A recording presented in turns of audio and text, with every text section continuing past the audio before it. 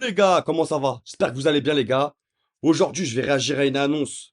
Je suis content, vraiment content pour ce boxeur, les gars, pour le clan Papo. Donc, ça sera David Papo qui va disputer un IBF éliminatoire contre Liam Paro, l'Australien, le 18 septembre. En Australie, les gars. À domicile, chez l'Australien. Euh, je suis vraiment content, je tenais à réagir à cette annonce. Ça a été officiel il y a 2 3 jours. Donc là, on peut en parler. Les gars, ça sera un 12 rounds, main event, vraiment un gros combat.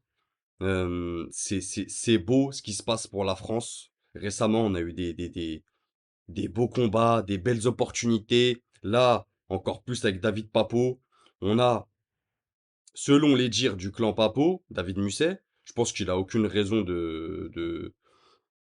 pas de mentir, mais de pas dire la vérité, tu vois. Il nous affirme que c'est signé derrière pour avoir une chance de titre mondial, donc on a tout intérêt à le croire, et je pense que c'est réalisable aussi. On a en septembre aussi, un peu avant, parce que l'IBF elle est vacante les gars. Vu que Jaron Ennis est monté, on a Paddy Donovan qui va rencontrer Lewis Crocker pour une revanche. Donc le prenant du titre, eh ben, soit ça sera Papo, soit ça sera Paro derrière. Donc donc c'est bien. Si ça c'est signé, si ça se fait, parce qu'on connaît la boxe, on sait qu'il y a déjà eu des éliminatoires et derrière, voilà, t'en as qu'on tes passe droit. Donc la boxe, attention.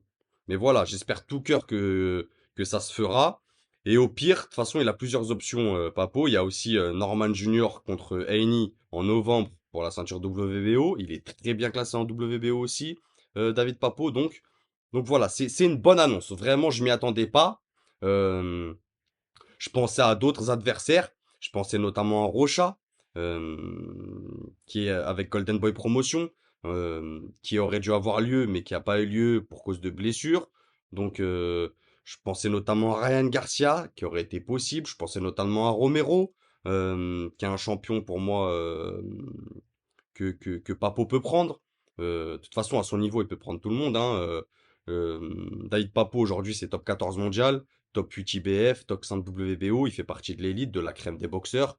Donc, Liam Paro, attention. Liam Paro, les gars, il y en a beaucoup qui le connaissent pas.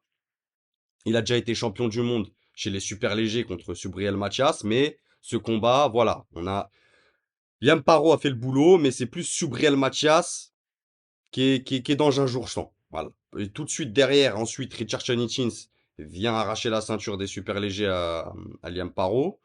Combat serré, beau combat.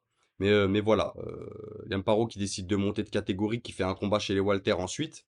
Là, ça sera son deuxième fight chez les Walter. Mais on va dire que c'est son premier vrai fight avec de l'élite mondiale. Il a commencé aussi sa carrière chez les Walter, ses débuts pro mais sa carrière, le gros de sa carrière, c'est les super légers.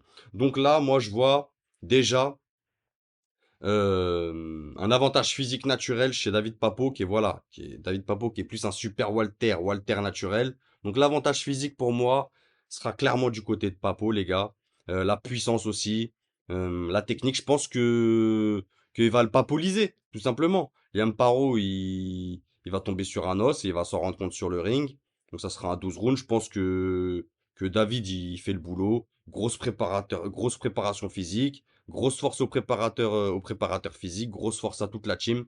Euh, Ça va arriver vite les gars, c'est le 18 septembre, mais je sais que David s'entraîne déjà depuis 2 3 semaines, donc il sera prêt, en forme. Moi j'ai eu la chance et l'opportunité de le voir en novembre 2024 contre Josh Wagner, donc j'étais au bord du ring les gars, vraiment incroyable. Et vraiment j'ai trouvé que ce combat, David il prenait vraiment en maturité et il faisait confiance en son punch. Vous voyez ce que je veux dire? Vraiment, il a pris confiance en son punch. Il sait que ses coups, ils font mal. Et maintenant, il s'amuse et ça se ressent sur le ring. Tu vois? Il est beaucoup plus libéré, beaucoup plus relâché. Là, ça sera deux gauchers. Donc, à voir. Mais attention quand même à Liam Paro. J'ai mis une petite note d'attention parce qu'il est vif, le kangourou. Euh, il a une bonne rapidité de bras, il bouge bien, il est bien sur ses déplacements, bien sur ses appuis. Mais voilà, je pense que il va se faire papoliser. Je pense que je pense qu'il a pas de quoi inquiéter un David Papo au sommet de son art, a une grosse maturité dans sa boxe. Euh, pour moi, David Papo est clairement favori. Dites-moi ce que vous en pensez en commentaire, les gars. Euh, Papo, les gars, ça reste sur 31 combats, 30 victoires, 0 défaite, une match nul. Son adversaire qui est plus jeune, hein, 29 ans, Papo aujourd'hui qui a 34 ans. Donc, Papo, ce combat, il arrive à point nommé, j'ai envie de dire. Vraiment, et en plus, derrière, s'il a une chance mondiale, tout bénef. Donc, magnifique pour lui. Euh, Liam Paro, c'est 27 combats, 26 victoires, une défaite, 0 match nul. 1m74, donc ils font à peu près la même taille. Mais voilà, comme je vous ai dit, c'est pas le temps des pronos, les gars. Mais moi, je vois Papo va lui faire une petite leçon de boxe tranquille. Voilà, deux trois rounds pour mettre en place la tactique et ensuite ça va dérouler. Ça va aller vite. En vrai, ça va aller vite. Liam Paro, il est top 4 mondial, certes, mais dans une nouvelle catégorie, il a encore rien prouvé. Donc je pense que voilà, le seul point qui peut être dans un terme de malus pour nous, c'est voilà, c'est en Australie, chez lui. Donc le pointage, si ça va jusqu'au bout des 12 rounds, bah voilà, on sait que ça sera un pointage en faveur de l'Australien. Ce qui est normal, hein, c'est eux qui organisent, voilà, c'est eux qui payent les juges, les arbitres. On connaît, c'est comme nous en France ou comme partout ailleurs, c'est comme ça la boxe. Malheureusement, c'est comme ça. Euh, donc voilà, la petite pression d'aller en Australie, mais après, je sais pas quand est-ce qu'ils partent. Est-ce qu'ils partent une semaine avant? Est-ce qu'ils partent 4 jours avant? Donc il y a le décalage horaire, tout ça.